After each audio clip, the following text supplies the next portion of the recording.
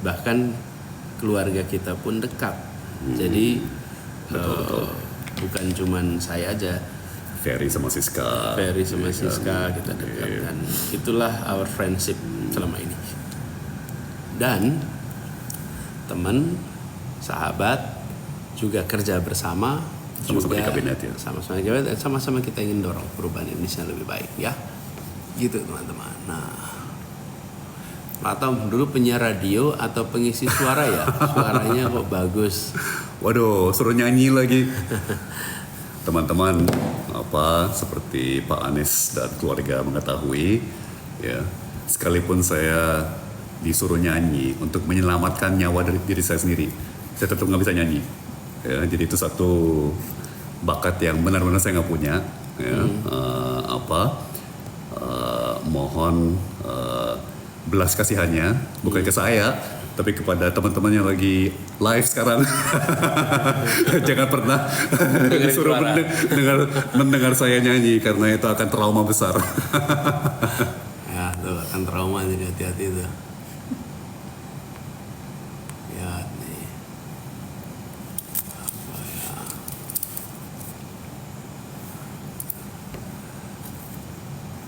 Pak Tom, gimana sih biar semangat belajar kadang ada di fase jenuh? Oke, ini kita perlu respon nih. Ada yang ini lebih Anies daripada saya. Anies kan yang berkarir di pendidikan, mendidik.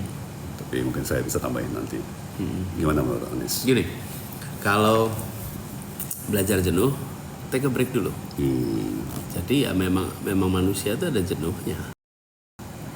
Kalau udah jenuh begitu, jangan dipaksakan. Istirahat dulu sebentar. Tergantung belajarnya bagaimana. Ini maksud saya gini. Apakah lagi nyiapin ujian untuk bulan depan, kemudian kita belajar terus-menerus, nah nanti breaknya bisa sehari.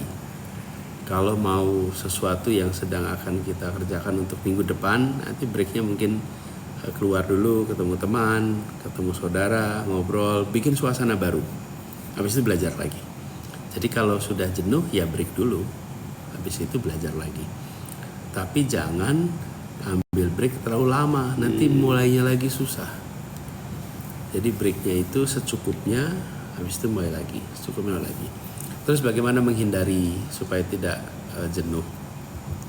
Dari awal memang dibuat ada istirahat.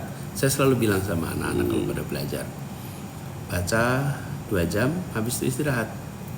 Kalau di rumah ya, ke dapur, cari minum, cari snack, cari makan, jalan-jalan, taman, mulai lagi. Nanti 2 jam lagi, istirahat lagi. Jadi jangan belajar itu terus non-stop, akhirnya nanti lelah. Dan kalau ada break begitu, ya memang kita selalu membutuhkan ruang untuk jeda. Mata ini ketika kita belajar, baca misalnya, itu terakomodasi terus, fokus. Habis begitu break, dia akan lihat jauh, dia akan bikin suasana beda, sehingga mulai lagi lebih nyaman. Udah benar banget tuh, setuju banget. Jadi belajar itu kan lebih kayak maraton, bukan bukan sprint ya. Jadi harus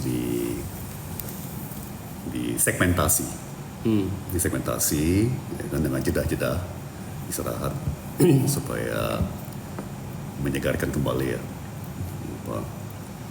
Jangan terus-terusan. Ya. Pokoknya belajar itu pada akhirnya ya, tidak ada rumus yang sama yang bisa dipakai semua orang. Nah itu diingat-ingat tuh. Jadi apa yang mungkin buat orang lain pas, belum tentu buat kita pas. Kita harus cari ritme yang paling pas untuk kita sendiri, ya. Pak Anies kacamata udah baru kah? Ya udah baru pas habis kejadian. Jadi begitu kejadian rusak. Jadi Tom, I don't know you notice. I didn't notice the new glasses, but I saw the story. I saw the story. Yeah. It was, new, but same style. Iya, makanya Sama.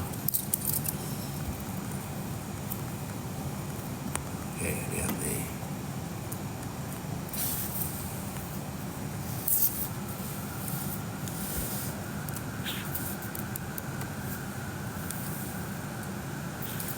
Ada yang tanya nih, besok bener ke Bantul, Mas Anies? Iya betul, besok rencana pagi di Bantul. Sebenarnya besok itu harusnya ada acara Desak Anies di Jogja. Nah, tapi tempatnya udah dapat izin, jadi barusan tadi dapat kabar. Rupanya izinnya dicabut. Jadi udah dapat surat izin dari pengelola, sound lagi dipasang, tapi tengah-tengah proses persiapan buat besok ditelepon izin dicabut. Jadi sekarang teman-teman di Jogja sedang mencari tempat baru. Jadi kita tetap semangat. Namanya juga Desak Anies kan terdesak juga nih begini. Nyari tempatnya aja didesak gitu kan. Apalagi nanti diskusinya. Tapi saya sering bilang nih Tom sama kan ada yang tanya gimana Pak ngadepin tekanan-tekanan begini.